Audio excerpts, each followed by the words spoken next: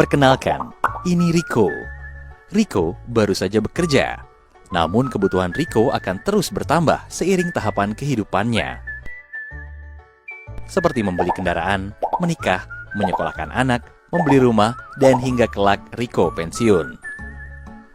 Sementara penghasilan Rico tidak cukup untuk memenuhi semua kebutuhannya kelak. Apa yang harus Rico lakukan?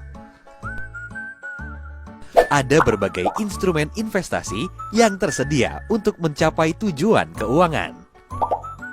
Berdasarkan kelas aset dapat dibagi menjadi aset tetap, komoditas, ekuitas, hutang, dan aset likuid. Namun untuk mencapai rencana keuangan di masa depan dengan lebih cepat, perlu diversifikasi di berbagai instrumen investasi atau kelas aset.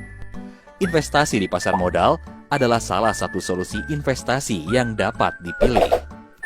Apa itu pasar modal? Pasar modal sama seperti pasar biasa, di mana ada penjual, pembeli, dan transaksi jual-beli. Namun barang yang dijual adalah saham, obligasi, dan instrumen keuangan lainnya.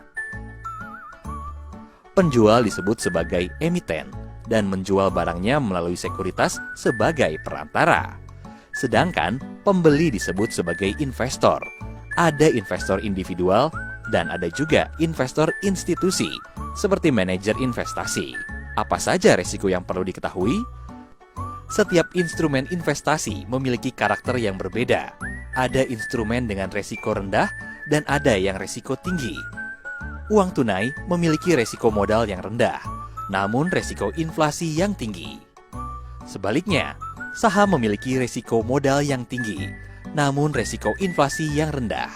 Di usia 20 sampai dengan 50 tahun, rata-rata orang mampu mengambil risiko lebih tinggi, sehingga jenis aset yang diinvestasikan adalah aset dengan risiko modal yang tinggi.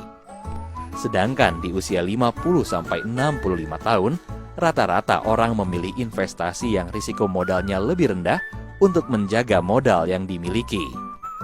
Ketika usia 65 tahun ke atas, rata-rata orang memilih investasi yang risiko modalnya paling rendah, namun risiko inflasi menjadi jauh lebih tinggi. Hal ini karena orang tersebut sudah tidak produktif dan ingin menggunakan jaminan hari tuanya. Penting juga untuk mengetahui risiko dari sudut horizon investasi kita. Apabila Rico ingin membeli motor dalam horizon 1 tahun mendatang, maka Rico sebaiknya memilih kelas aset liquid.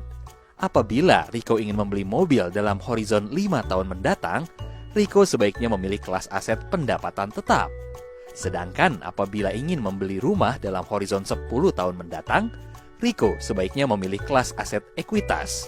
Setelah kita tahu berbagai risiko yang ada, kini saatnya untuk membeli instrumen investasi yang sesuai. Bagaimana cara bertransaksi di pasar modal? Untuk membeli produk pasar modal seperti saham maupun obligasi, bisa melalui perusahaan sekuritas yang bertindak sebagai perantara atau juga bisa ke bank-bank yang menjual. Selain itu, kita juga bisa membeli ke manajer investasi. Manajer investasi mengolah produk pasar modal menjadi reksadana yang tersedia dalam berbagai pilihan sesuai dengan kebutuhan nasabah.